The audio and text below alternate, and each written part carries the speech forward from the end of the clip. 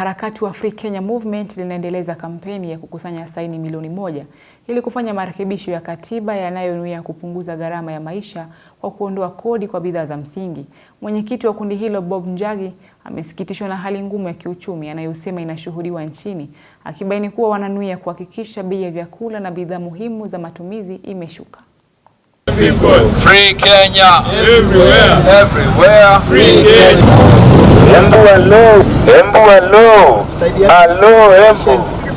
Kama majenzi tunarudi kwa majadiliano, sio maandamano. Sasa hii tunaenda kwa majadiliano, a people's dialogue. Tumesema maandamano inafanya vijana wetu wanakufa wengi na hii serikali inazidi kuwaua kila siku.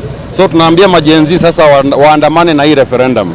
1 million signatures by next month, tubadilishe nchi yetu na uone Wakenya wakipata afueni. Tumekuwa tukisanya sahihi kuanzia Kajiado, tulianzia Nairobi, tukaenda Kajiado, tukaenda Machakos, alafu Makueni, sasa tuko hapa Embu.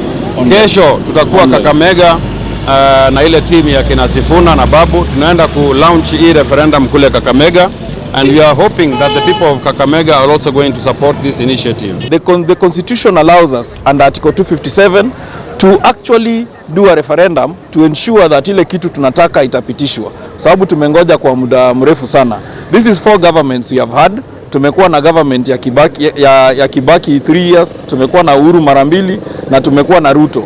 Sababu ya kufanya hii collection ya signature, tufanye referendum ya kuondoa ushuru kwa zile bidhaa muhimu ambazo kila mtu anasitumia na za msingi, ili mwananchi wa kawaida asibebe mzigo mzito. Leo ni siku kuu sana kwa Free Kenya Movement ambao wamekuja kututembelea leo wafanye signature collection to deduct ama kumaliza taxation of some of the most basic items, household consumables na vitu zingine ambazo zinahitajika ndio mwananchi aweze kuishi bila kusikia kama amefinyiriwa kifedha.